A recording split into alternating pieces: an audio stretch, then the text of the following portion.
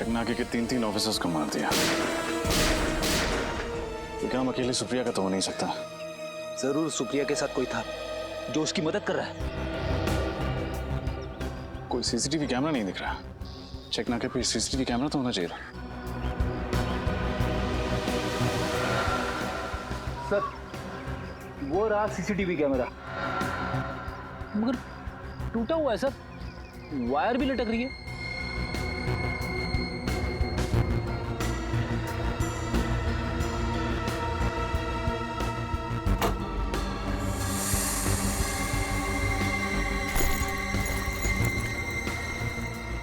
Ladies bag शायद सुप्रिया की होगी।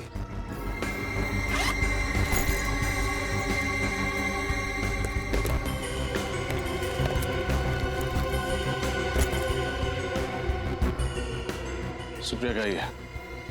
उसका लाइसेंस, उसके क्रेडिट कार्ड्स। हो सकता है सर कि इन तीनों ऑफिसर्स ने सुप्रिया को बस में देखा, उसे बस में से उतारा और फिर हमारे आने तक उसे यहाँ पे बिठा के रखा। हो सकता है। लेकिन एक बात समझ में नहीं आ रही सर, अगर सुप्रिया अपने साथियों के साथ इन तीनों ऑफिसर्स का खून करके भाग गई तो फिर उसने ये पर्स यहाँ पे क्यों रखी? इसी सवाल का तो जवाब ढूंढना है फ्रेडी। कोई भी मुजरिम इतना बड़ा सबूत पीछे छोड़ के क्यों जाएगा? हो सकता है वो हमें गुमराह करने की कोशिश कर रही हो।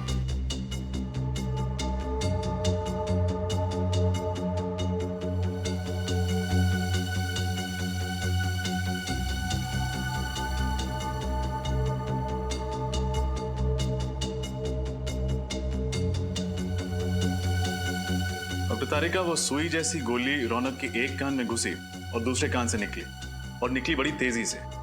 जाहिर सी बात है वार दूर से ही हुआ होगा। 1 मिनट। नहीं रजत, वार दूर से नहीं हुआ। तो फिर कहां से हुआ? एकदम नजदीक से, फोन बूथ के अंदर से। लेकिन डॉक्टर तारिका, हमने पूरा फोन बूथ चेक किया था, कांच भी सही सलामत थे। फिर कहीं वो गोली इस फोन के रिसीवर से तो नहीं निकली थी? नहीं श्रेया, रिसीवर से गोली नहीं निकली थी, क्योंकि रौनक को दाएं कान में से गोली घुसी और बाएं कान से गोली निकली, और उसने रिसीवर अपने बाएं कान में पकड़ के रखा था। यानी जो कुछ भी था जिसमें से वो गोली निकली थी वो दाएं कान के करीब था। हाँ, हमें फिर से उसी जगह जाना पड़ेगा जहां पे रौनक की लाश मिली थी।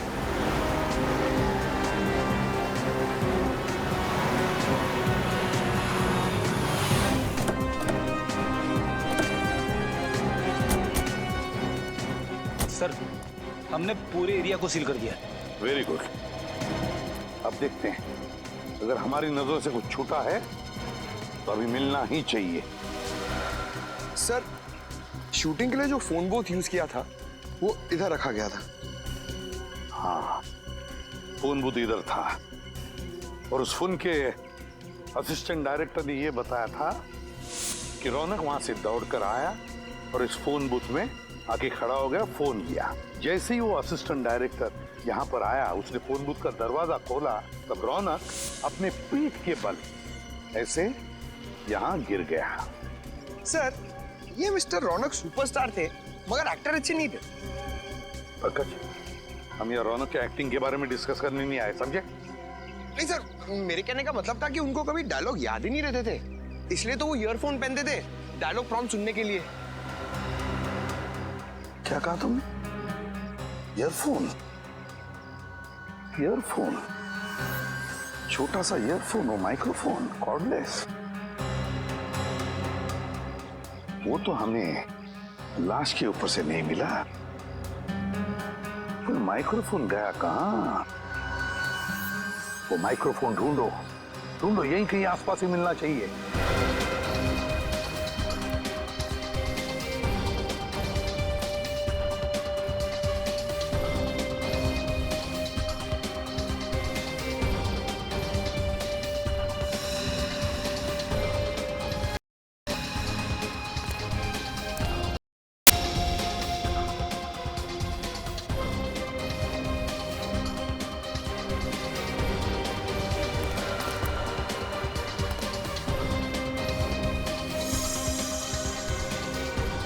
सर ये देखिए सर।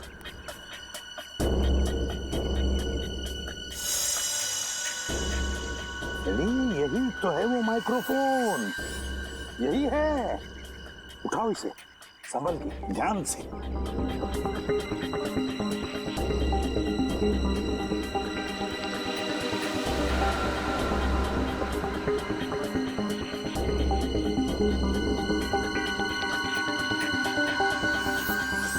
तो ये है वो माइक्रोफोन।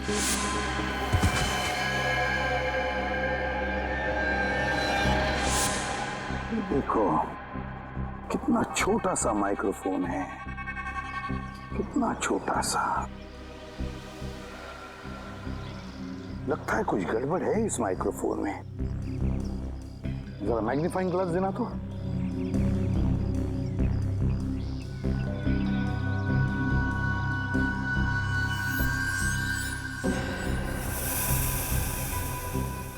ये देखो माइक्रोफोन की जाली फटी हुई है, छेद है उसमें। जाली अंदर से बाहर की तरफ फटी हुई है, अंदर से बाहर की तरफ।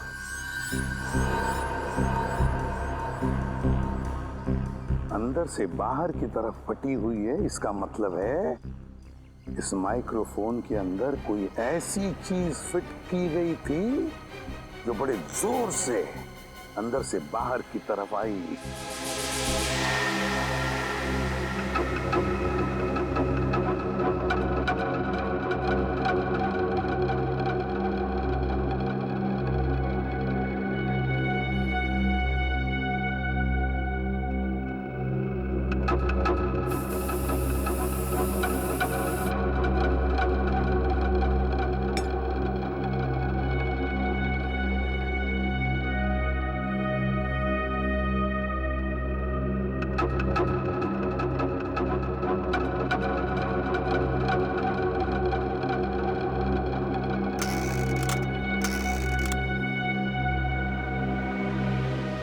तारिका,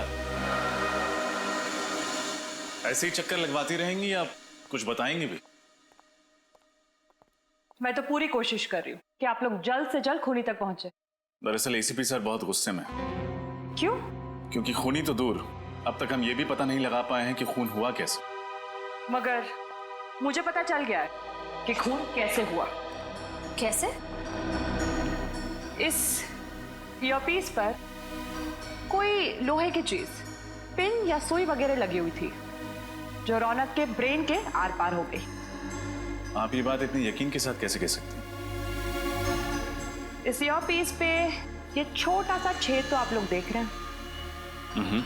इस जाली के लोहे के अंश रौनक के भेजे में मिले लोहे के अंश से मैच होता है। इसका मतलब वो चीज जाली से निकलकर रौनक के कान से होते हुए उसके दिमाग में घुस गई।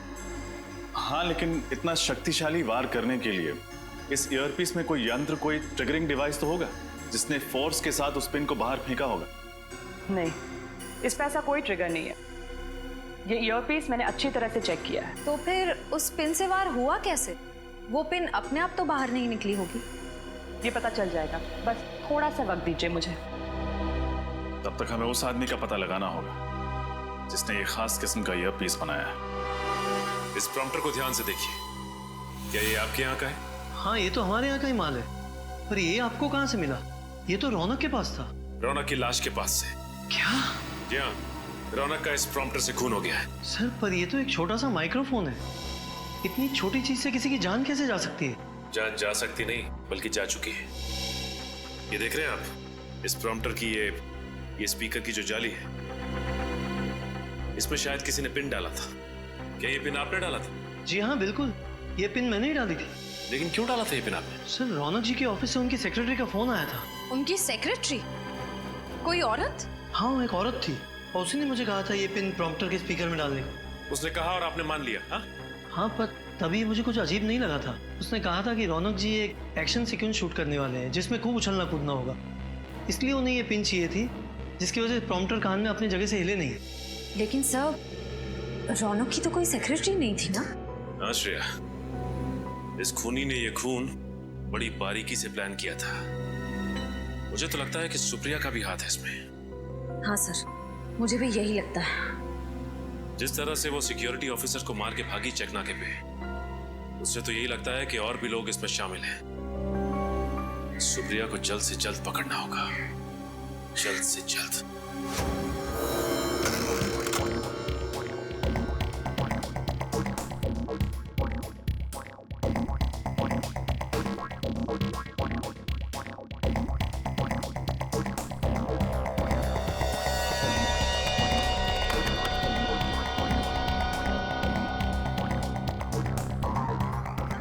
डॉक्टर तारिका, उस ईयरपीस में कोई यंत्र था या नहीं, कुछ पता चला?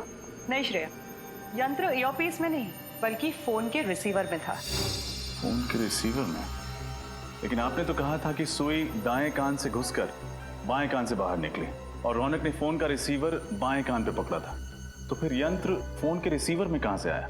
दरअसल सुई ईयरपीस से बाहर फेंकी नहीं बल्कि फोन के रिसीवर से खींची गई थी। खींची गई थी मतलब? आइए मैं दिखाती हूँ।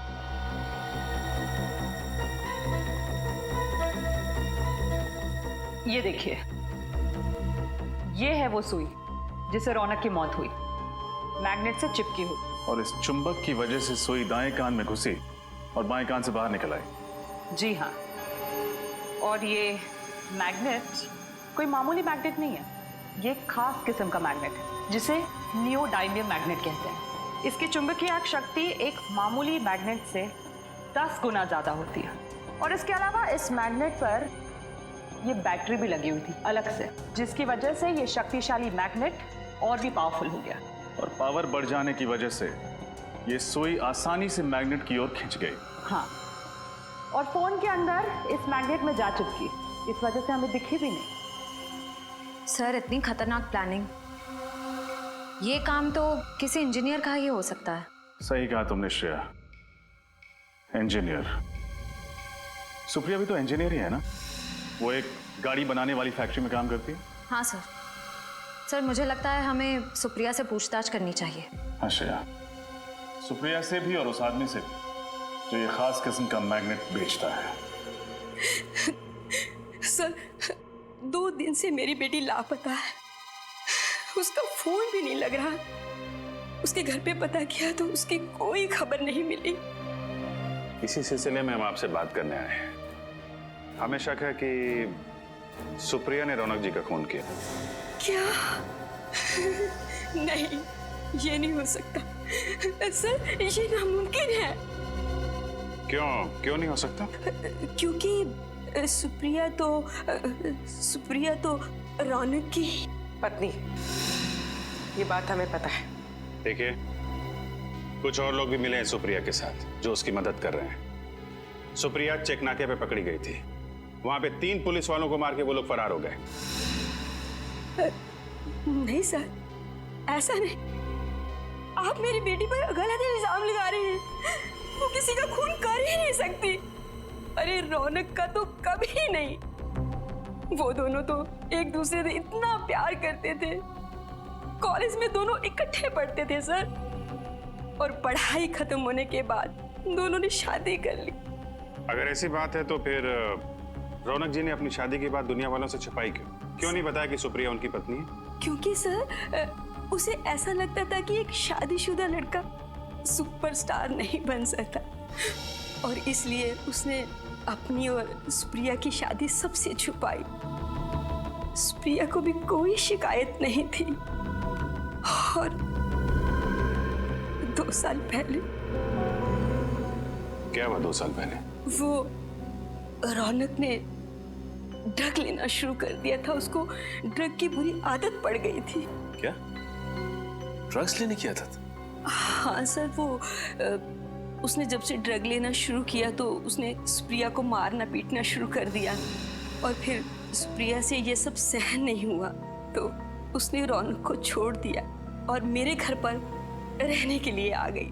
फिर 2 महीने पहले रौनक अचानक से हमारे घर में आया, और वो एक अच्छा इंसान बन चुका था, और उसने सुप्रिया से वादा किया कि मैं अब ड्रग कभी नहीं लूंगा।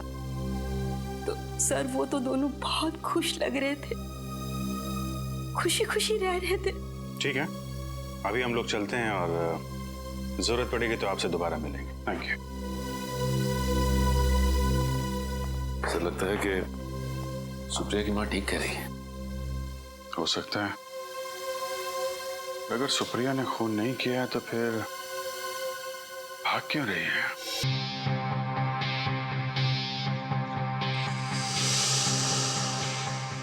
Role sound. Scene 29, shot 3, take 1. Action.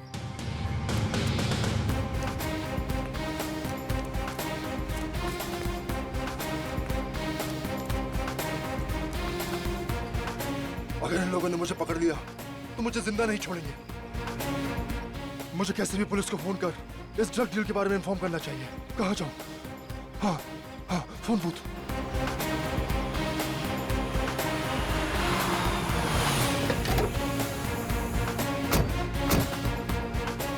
हो रहा। अरे यार डायलॉग बोल। ये डायलॉग क्यों नहीं बोल रहा है? क्या हो गया इसको? तुमने रिहर्सल करवाई थी इसकी? सर 2-2 बार इसको रिहर्सल करवाई थी, पता नहीं क्यों नहीं डायलॉग बोल रहा है। क्या हो गया इसको पता नहीं। प्रॉम्प्ट कर। हेलो सर, आपको 100 नंबर डायल करके बोलना है। हेलो पुलिस सर, मैं केतन बोल रहा हूँ। सर आप क्या कर रहे हो सर? आप 100 नंबर डायल करो सर। ये वो यहाँ भूत बन के क्यों खड़ा हो गया यार? इसको पता नहीं कैमरा कहाँ लगा हुआ है यार। ये बोल क्यों नहीं रहा है? काट इट। जाओ जाके उसको समझा कर क्या रहा है वहाँ पे। कितनी बार समझाओ उसको डायलॉग बोले यार। कहाँ से उठा के ले आते आप भी। सुपरस्टार है, कोई और नहीं मिला था कष्ट करने के लिए? अरे मुझे कोसना बंद करो यार।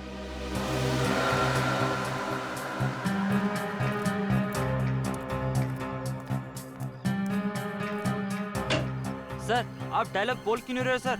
सर सर क्या हुआ सर? सर ओ सर सर। अरे क्या हो गया इनको? लगता है बेहोश हो गए। देखो, अरे कोई डॉक्टर को बुलाओ। क्या हो गया इसे? अरे होश में लाओ इसे। अरे कोई पानी तो दो इसे। अरे इसे होश में लाओ।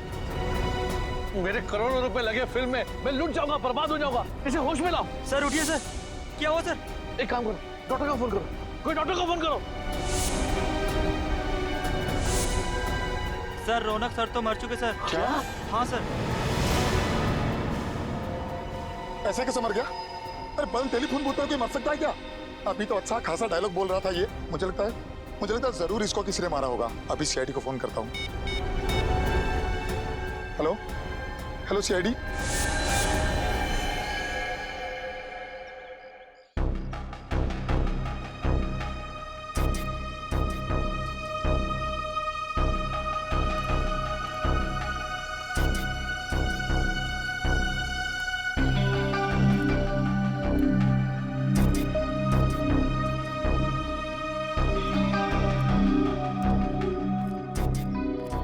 ना कोई चोट का निशान है, ना कोई घाव है, खून का एक धब्बा तक नहीं कहीं पर भी।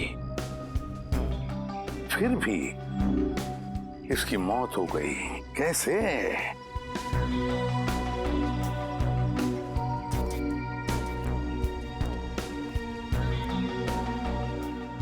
तुम्हारे कहने के मुताबिक तुम्हारी शूटिंग चल रही थी, मतलब ये यहाँ पर एक सीन चल रहा था। उस सीन में रौनक वहां से दौड़ के आया और या इस टेलीफोन बूथ में घुसा और फिर वहां खड़े खड़े मर भी गया। हाँ सर, मेरे बार बार डायलॉग प्रॉम्प्ट करने के बाद भी वहाँ से कोई रिस्पांस नहीं आ रहा था सर। फिर मैंने टेलीफोन बूथ का दरवाजा खोला सर, फिर वो मेरे ऊपर ही आकर गिर पड़े। एक बात बताओ, जब रौनक वहां से दौड़ते आया इस फोन बूथ में जाने के लिए, तब आप में से किसी को भी ऐसे लगा कि शायद रौनक को कुछ लगा हो या फिर किसी ने कुछ मारा हो जिसकी वजह से उसकी मौत हो गई इधर फोन बूथ में? नहीं सर, किसी ने उस पर कोई वार नहीं किया। क्या फोन बूथ के अंदर कुछ था जिसे हमारे आने से पहले आपने मिटा दिया हो? नहीं सर, किसी ने किसी भी चीज को हाथ नहीं लगाया। बड़ी अजीब बात है, किसी ने किसी भी चीज को हाथ नहीं लगाया, ना रौनक के साथ यहाँ पर कुछ भी हुआ, फिर भी उसकी मौत हो गई। कैसे? सर ये मरा नहीं है, जरूर इसे किसी ने मारा। वैसे आप कौन है? सर मैं इस फिल्म का प्रोड्यूसर हूँ। अच्छा, तो इस फिल्म के प्रोड्यूसर आप हैं और आप डायरेक्टर हैं। क्यों ये प्रोड्यूसर साहब ऐसा क्यों कह रहे हैं कि रौनक की मौत नहीं, उसे किसी ने मार डाला? सर मुझे कुछ नहीं पता सर मैं तो वहां बैठा अपना शॉट ले रहा था। रौनक जी अचानक से दौड़ते हुए और खड़े खड़े उनकी मौत हो गई। तुम्हें कुछ नहीं पता, यहाँ पर किसी को भी कुछ भी नहीं पता, फिर भी रौनक की मौत हो गई। सर, हमने सुना है कि मिस्टर रौनक की हत्या हुई। आप लोग अंदर कैसे आ गए? सर, हमने सुना है इस फिल्म के लिए आपने करोड़ों रुपए का फाइनेंस लिया था। अगर रौनक जी की फिल्म रिलीज नहीं हुई तो क्या आपका दिवाला निकल जाएगा? ये किस तरह के सवाल कर रहे हैं आप लोग? और आप लोग अंदर आए कैसे? सिक्योरिटी इन्हें अंदर कैसे आने दिया? सर आप बताइए। सर आप बताइए। सर देखिए, तहकीकात जारी है, जैसे कुछ मिल जाएगा हम आपको इन्फॉर्म कर देंगे। तब तक हमें जरा अपना काम करने दीजिए। Thank you very much. आप पंकज, कुछ मिला? नहीं सर, बूथ में कोई भी निशान या सबूत नहीं है। हाँ सर, सब कुछ ठीक ठाक है सर। लाश को फोरेंसिक लैब भेज दो। सर आप मेरा विश्वास कीजिए, इसे मारा गया है, इसका खून हुआ है। वो तो हम पता लगा ही लेंगे कि रौनक का खून हुआ है या नहीं, और अगर खून हुआ है तो ये भी पता लगा लेंगे कि रौनक का खून किया किसने है। समझे आप?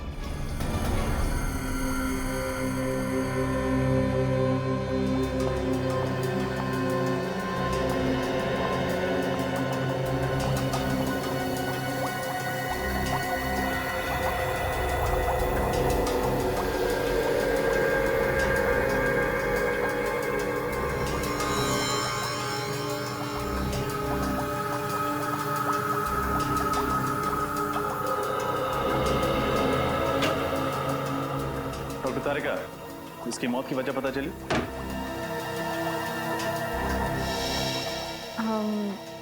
इसकी मौत दिल के दौरे की वजह से हुई है क्या? नहीं। तो फिर क्या वजह? ब्रेन हेमरेज, दिमाग में खून जम जाने की वजह से मौत हुई है इसकी। लेकिन ब्रेन हेमरेज कैसे हुआ? एग्जैक्टली। इसके सर पर कोई चोट का निशान तो है नहीं, मतलब किसी ने इसके सर पर वार नहीं किया। ये बताना थोड़ा मुश्किल है। इसके ब्रेन के एक्सरे पर ये पतली लाइन देख रहे हैं आप? हाँ, क्या है? यही तो मैं भी समझने की कोशिश कर रही हूँ। अब डॉक्टर तारिका, आप ही को समझ में नहीं आ रहा है तो फिर आप हमें क्या समझाएंगे? रजत, फिलहाल मैं सिर्फ इतना बता सकती हूँ कि रौनक की मौत दिमाग में खून जम जाने की वजह से हुई है। तो फिर हम इसे क्या समझे, खून या कुदरती मौत? पक्का तो नहीं बता सकती, लेकिन मुझे तो लग रहा है कि खून ही है। कुछ और टेस्ट करने के बाद मिसालों के सर के साथ इस केस के बारे में डिस्कस करूंगी और उसके बाद ही कुछ बता पाऊंगी। डायरेक्टर साहब, हमें तो पता चला है कि रौनक के साथ आपका 36 का आंकड़ा था। आप रौनक को अपनी फिल्म में बतौर हीरो साइन नहीं करना चाहते थे, बल्कि आप किसी और को साइन करना चाहते थे। वो क्या? आपको तो खुशी हो रही होगी, आपके गले का कांटा निकल गया। ये सरासर गलत है मैडम, ये सच नहीं है। रौनक इंडस्ट्री का सबसे बड़ा स्टार था और हर डायरेक्टर यही चाहता था कि उसके साथ काम करे। लेकिन हमारी जानकारी के हिसाब से तुम मुझसे बहुत परेशान थे। क्या छिपा रहे हमसे? हाँ, मैं परेशान था, बहुत नखरे थे उसके। एक तो लेट आना, ऊपर से जल्दी चले जाना, ये नहीं खाऊंगा, वो नहीं खाऊंगा, ये नहीं पहनना है, वो नहीं पहनना है, वगैरह वगैरह। क्या ये तुम्हारी पहली फिल्म है? नहीं मैडम, इससे पहले मैंने 1-2 छोटी मोटी फिल्में की हुई हैं, लेकिन इतने बड़े सुपरस्टार के साथ ये मेरा पहला मौका था मैम। मेरा तो कैरियर अभी शुरू हुआ था, मैं भला ये कैसे कर सकता हूँ? फिर कौन कर सकता है? हाँ, कौन कर सकता है ये घिनौना काम?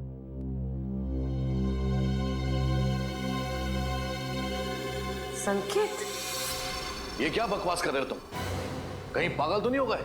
मैं पागल नहीं हूँ सर, आप इनसे खुद ही पूछ लीजिए। उस दिन ये किसी बात को लेकर मेकअप रूम में रौनक से झगड़ रहे थे। क्या इनका और रौनक का झगड़ा हुआ था आपस में? जी सर। तुम्हारा दिमाग खराब तो नहीं हो गया? जो मन में आए वो बगे चले जा रहे हो। देखिए सर, मेरे और रौनक के संबंध बहुत अच्छे थे, बल्कि मेरे पिताजी ने रौनक के पिताजी के साथ काम भी किया था। मैंने रौनक को खुद इस पिक्चर के लिए साइन किया था, क्योंकि मैं ये बात जानता था कि रौनक अगर ये फिल्म करेगा तो मेरी फिल्म सुपरहिट हो जाएगी। वो मुझे टाइम नहीं दे रहा था। और उस दिन तो ये क्या रौनक, डेट्स नहीं है, टाइम नहीं है, तुम मेरे साथ ऐसे कैसे कर सकते हो? मैंने कहा ना, डेट्स नहीं है मतलब डेट्स नहीं है। प्लीज मेरा दिमाग खराब मत कीजिए आप। दिमाग तो मेरा खराब हो रहा है। रौनक, तुम इतने अनप्रोफेशनल कैसे हो सकते हो? याद है तुमने एग्रीमेंट साइन किया मेरे साथ। देखो, मैं सिर्फ फिल्म में एक्टिंग के पैसे लेता हूँ। ये टीवी के रियलिटी शोज में जा जाकर फिल्म को प्रमोट करने का वक्त नहीं है मेरे पास, समझे आप? इसका मतलब यह है कि तुम प्यार से नहीं मानोगे। ओह, तो तुम मुझे सुपरस्टार रौनक को धमकी दे रहे हो? हाँ?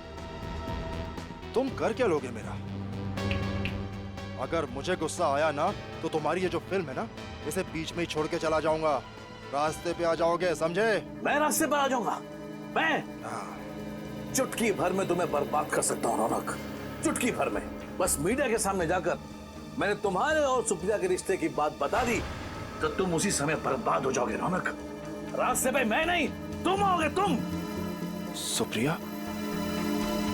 सुप्रिया के बारे में आप क्या जानते हैं? सब कुछ जानता हूं मैं रौनक। तुम्हारे और सुप्रिया का राज सब पता है मुझे। बस मीडिया के सामने जाकर मुंह खोलने की देरी है। संकेत जी, आपस के झगड़े में आप सुप्रिया को बीच में क्यों ला रहे हैं? प्लीज आप मीडिया से कुछ मत बोलिएगा। आप जो कहेंगे मैं करूंगा। आपकी फिल्म को प्रमोट करूंगा, कुमार जी का साइनिंग अमाउंट भी वापस कर दूंगा। बट प्लीज इस राज को राज ही रखिएगा। और इस ब्लैकमेल से रौनक जी डर गए। जी, उसके तो पसीने छूट गए थे। वो मुझे मुंह मांगी डेट्स देने के लिए तैयार हो गया था, पूरी तरह से कोऑपरेट करने के लिए तैयार हो गया था। अब आप ही बताइए सर कि मैं अपने ही हीरो का खून क्यों करवाऊंगा? और ये औरत सुप्रिया कौन है जिसका नाम सुनते ही रौनक इतना घबरा गया था? इन दोनों का क्या संबंध है आपस में? सर, क्या संबंध था ये तो मैं नहीं जानता।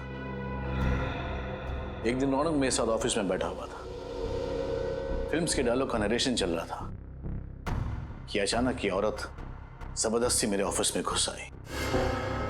वो रौनक से मिलने की जिद करने लगी।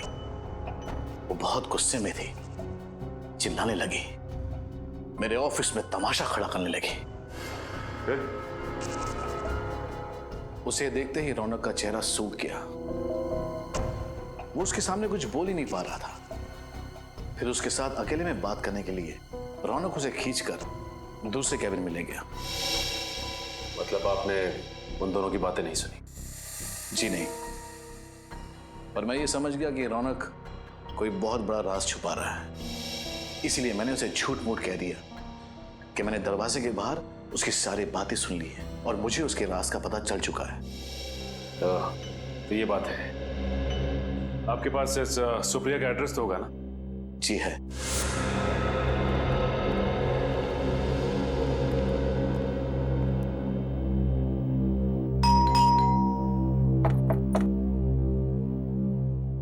क्या बात है सर, कब से बेल बजा रहे हैं, कोई दरवाजा नहीं खोल रहा।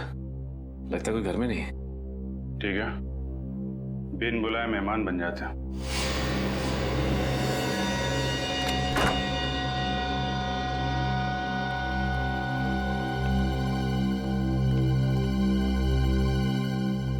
अच्छी तरीके से घर चेक करते हैं, देखो कुछ मिलता है क्या।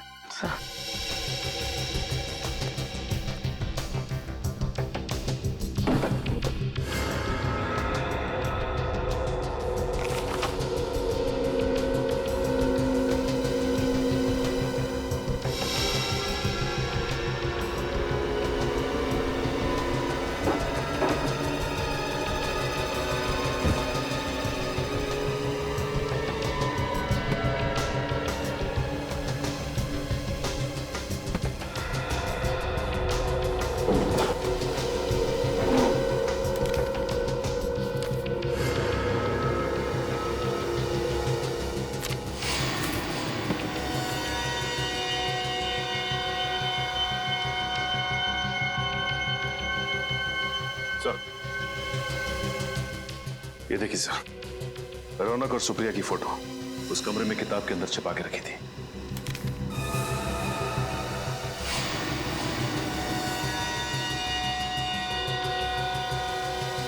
सर, सही है, देखिए।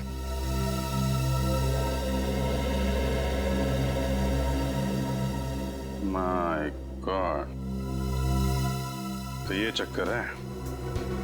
Marriage certificate. सर, रौनक जी और सुप्रिया जी शादीशुदा थे। पर अगर सुप्रिया रौनक की बीवी थी तो ये बात इतने सालों तक उसने लोगों से छुपा के क्यों रखी? रौनक जी तो रहे नहीं। अब ये बात उनकी पत्नी सुप्रिया जी ही बताएंगे।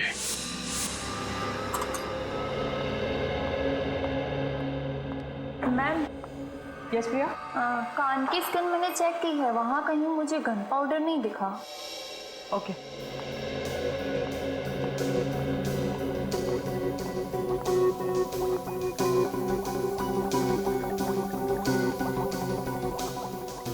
तो फिर हम लोग चलते हैं? नहीं, मतलब यहाँ रुकने का कोई फायदा मुझे तो नहीं दिख रहा। फायदा है रजत। क्या? इंतजार खत्म हुआ आप लोगों का। रौनक की मौत गोली से हुई है। गोली से? डॉक्टर तारिका, पहले आपने कहा था कि मौत खून जम जाने के कारण हुई थी, और अब गोली से? मैंने टेस्ट किया है, इसकी मौत गोली से ही हुई है।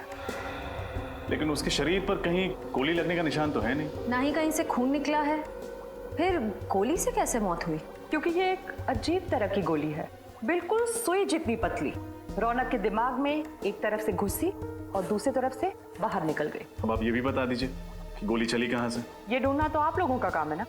वैसे फोन बूथ के बाहर से चली होगी।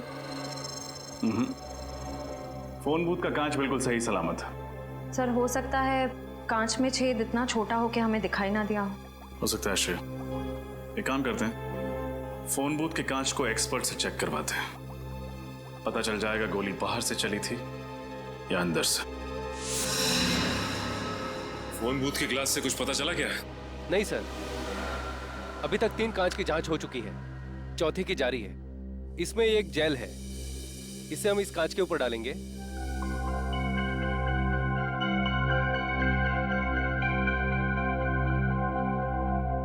इस कांच पर फैलाने के बाद इसे एक सूखे कपड़े से पोंछ देंगे।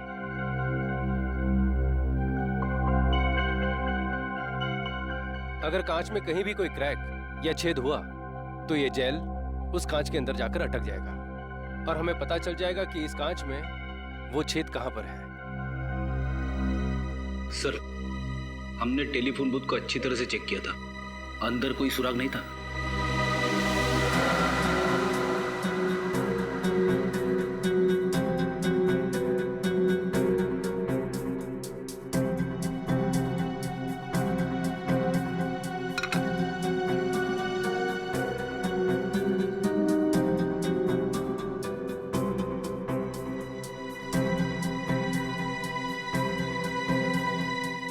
नहीं सर, कांच में ना तो कोई क्रैक है और ना ही कोई छेद। कमाल है, ये कैसे हो सकता है? बाहर से कोई भी हथियार बूथ के अंदर आया ही नहीं, फिर ये खून हुआ तो हुआ कैसे? हाँ हाँ सर, नहीं सर, कम से कम 50 पीस का ऑर्डर देना होगा। हाँ नहीं, मैं डिलीवरी तो सर क्या है, डिलीवरी के लिए आपको अपने बंदे को भेजना होगा। ठीक है, मैं ऑर्डर लिख लेता हूँ, don't worry. Thank you. Excuse me. जी कहिए। हम लोग सीआईडी से। जी कहिए। इस मैग्नेट को ध्यान से देखिए, क्या ये आपके यहाँ से सप्लाई किया गया? जी हाँ सर, बिल्कुल सर, ये बहुत ही बढ़िया क्वालिटी का मैग्नेट है और ये आसानी से नहीं मिलता है। अच्छा, ऐसा क्या खास है इसमें? सर, ये मैग्नेट बहुत ही पावरफुल है, अर्थ मैग्नेट। लेकिन इस मैग्नेट के बारे में सीआईडी क्यों पूछताछ कर रही है? अब मैग्नेट से किसी का खून हो गया। क्या खून इस मैग्नेट से? सर ऐसा कैसे मुमकिन है? देखिए, ये तो मुमकिन है, लेकिन आप फिलहाल ये बताइए कि ये मैग्नेट आपने किसको सप्लाई किया था? सर 2 दिन पहले एक आदमी का फोन आया था, वो इसी साइज का मैग्नेट चाहता था। सर पहले तो मैंने उसे मना कर दिया था। क्यों? क्योंकि वो एक ही मैग्नेट खरीदना चाहता था और मैं तो होलसेलर हूँ सर। फिर क्या मैम, लगता है उसे इस छोटे साइज के मैग्नेट की सख्त जरूरत थी। वो 50 पीस का ऑर्डर देने के लिए रेडी हो गया। फिर मुझे क्या था, मैं भी मान गया। लेकिन आपको कैसे पता कि उसे एक ही चुंबक चाहिए था? मैम, जब वो डिलीवरी के लिए आया तो मैंने उसे जब बॉक्स दिया तो उससे बॉक्स में से सिर्फ एक ही मैग्नेट निकालकर मुझसे बोला कि बाकी के सारे मैग्नेट मैं रख लूं, वो भी बिल्कुल मुफ्त। ये बाकी के चुंबक हम देख सकते हैं? नहीं सर, वो क्या है कि जगह छोटी है ना, तो मैं स्टॉक ज्यादा रखता नहीं हूँ। ठीक है, उसका नाम बता लो। सर नाम पता भी नहीं है। उसका चेहरा तो देखा था तुमने, स्केच बनवा सकते हो? नहीं सर, उसका चेहरा मुझे याद नहीं है। तुम्हें उसने फोन किया था, फोन नंबर है तुम्हारे पास या वो भी नहीं है? जी, उसने लैंडलाइन पे फोन किया था सर। अच्छा, कितने बजे फोन किया था उसने? शाम को 6 से 7 के बीच। 6 से 7 के बीच? 6 से 7 के बीच जिसने भी ने फोन किया उनकी लिस्ट लिखवाओ।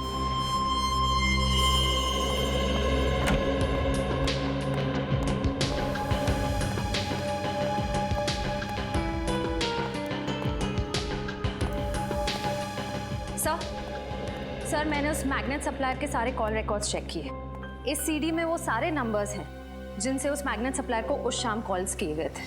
That's really good. अब खूनी का आसानी से पता चल जाएगा। एक काम करो श्रेया, इस सीडी को सिस्टम में रन करके देखो कोई नंबर ऐसे हैं जो इस केस से जुड़े हैं। सर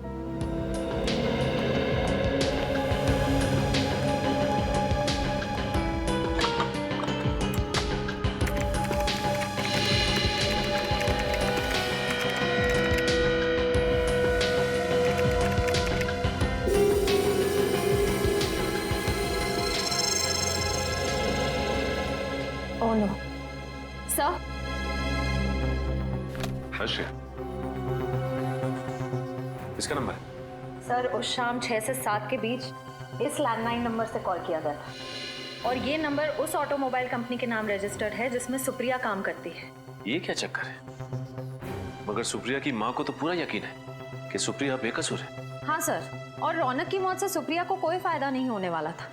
इनफैक्ट 2 महीने पहले दोनों में सुलह भी हो गई थी। शायद ये भी तो हो सकता है कि रौनक की प्रॉपर्टी के लिए सुप्रिया ने उसका खून कर दिया।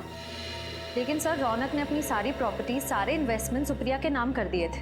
उसके सारे डॉक्यूमेंट्स मुझे सुप्रिया के कमरे से ही मिले थे। कमाल है, अगर सुप्रिया को पहले से ही पता था कि रौनक ने सारी प्रॉपर्टी उसके नाम कर दी है तो फिर वो रौनक क्यों मारेगी? सर यही तो समझ में नहीं आता। एक काम करते हैं श्रेया, इस सुप्रिया के ऑफिस चलते हैं, क्योंकि ये फोन सुप्रिया के ऑफिस के लैंडलाइन से आया था, उसके मोबाइल से नहीं। मतलब बात कुछ और ही है। एक्सक्यूज मी, यहाँ का इंचार्ज कौन है? जी मैं यहाँ का सुपरवाइजर हूँ परेश। क्या बात है सर? देखिए हम लोग सीआईडी से और एक खून की तहकीकात कर रहे हैं। हमें शक है कि आपके एक कर्मचारी सुप्रिया ने खून किया है। सुप्रिया और खूनी? मुझे विश्वास नहीं हो रहा है सर। देखिए आपको विश्वास हो ना हो, लेकिन सुप्रिया ने अपने पति का खून किया है।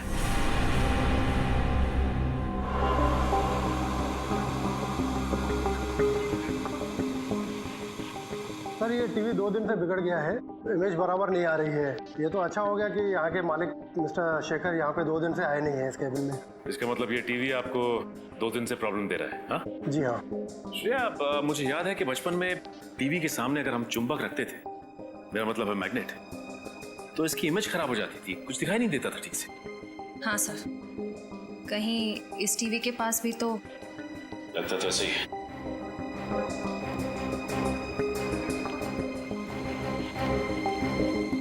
ये आप क्या कर रहे हैं सर?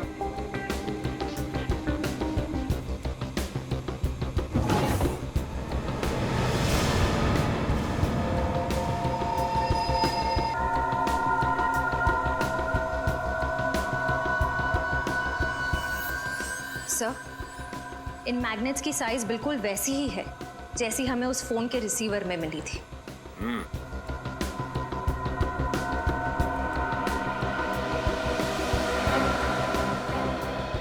ये मैग्नेट यहाँ पे कहाँ से आया? सर मैं नहीं जानता ये मैग्नेट कहाँ से आया। मैंने पूछा ये मैग्नेट यहाँ पे कहाँ से आया था? क्या जरूर कोई ना कोई आया था? सर 2 दिन पहले मिस्टर शेखर आए थे यहाँ पे रात को ये मैग्नेट्स लेकर। तो मिस्टर शेखर अपने कैबिन में आए थे 2 दिन पहले, और वो भी रात को, और इन मैग्नेट्स को यहाँ पर रखकर चले गए। इसका मतलब जिसकी तलाश हमें है वो और कोई नहीं बल्कि शेखर ही है। गन नीचे करो। क्या हाल बना रखा है इसका? मर तो नहीं गई? जिंदा है सर। बच गए तुम दोनों आज। आज का दिन तुम दोनों के लिए आखिरी दिन होता। इसमें हमारी क्या गलती है सर? गलती के बच्चे, कितने घंटे हो गए, अब तक होश में क्यों नहीं आई? पूरी बोतल क्लोरोफॉर्म की सुंघा दी क्या इसको? नहीं बॉस, चेक नाका पर जब कांस्टेबल को गोली मारी तो ये भागने लगी। पकड़ने की कोशिश की तो हाथ में काट लिया, शायद इसलिए ज्यादा क्लोरोफॉर्म सुंघा दिया। कितना बोलता है तू, अब चुप कर। जाके पानी लेके इसके मुंह पे छाड़। हाँ बॉस।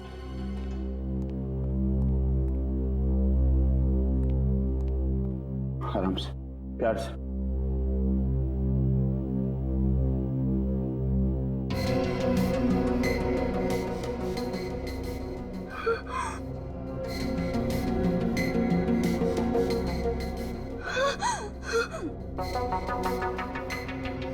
शेखर, होश में आते ही पहचान लिया? सही कहा तुमने, सही मायने में आज पहचाना है तुम्हें। क्या करूं डार्लिंग, मैं मजबूर था। वो कहते हैं ना, प्यार और जंग में सब कुछ जायज है। मुझे माफ करना प्लीज।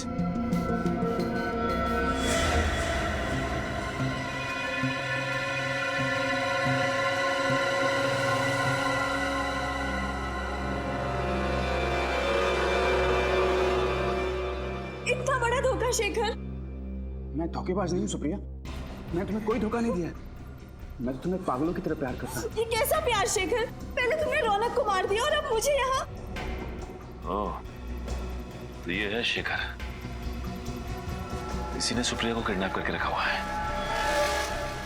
सर, कुंडों के पास गन्स हैं। अगर हम सीधे घर के अंदर घुसेंगे तो सुप्रिया की जान को खतरा हो सकता है। एक काम करते हैं, जिस मैग्नेट का इस्तेमाल इस शेखर ने किया था रौनक को मारने के लिए, उसी मैग्नेट का इस्तेमाल हम भी करेंगे। वो कैसे सर?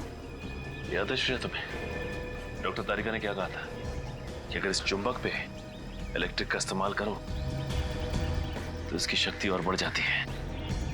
बस हमें एक इलेक्ट्रिकल वायर की जरूरत है। आसपास देखते हैं, चलो।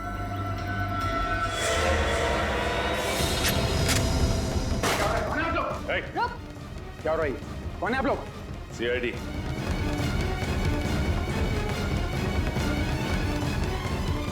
सीआईडी? हाँ, CID mister Shekhar. Mister Shekhar, जिस तरह मैग्नेट से तुमने रौनक को मारा ना, उसी तरह मैग्नेट से हमने तुम्हें अपने कब्जे में कर लिया। गलती भी नहीं भागने की। सीआईडी से कोई नहीं बच सकता।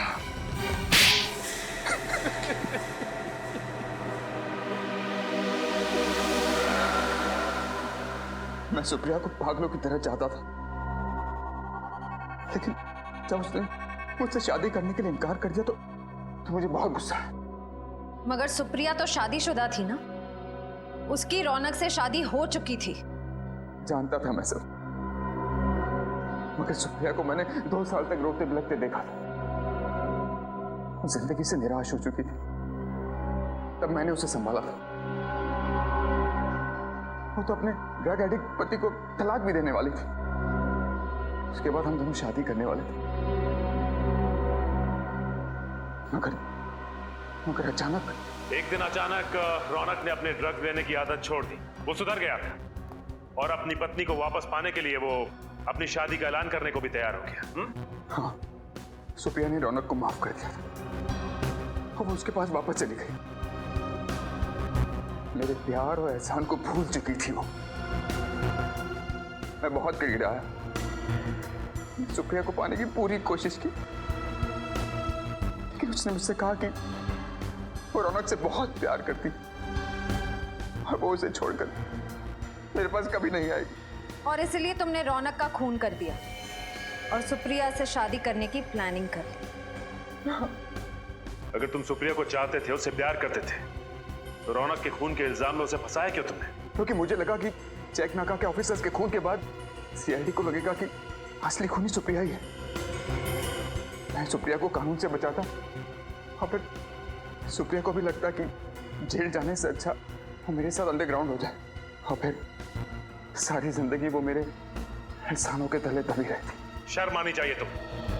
सच्चा प्यार वो होता है जिसमें लोग एक दूसरे के लिए बलिदान देते हैं, लेकिन तुमने सुप्रिया को पाने के लिए उसके पति का खून कर दिया। अब कानून इस जुर्म के लिए तुम्हें सिर्फ और सिर्फ फांसी देगा।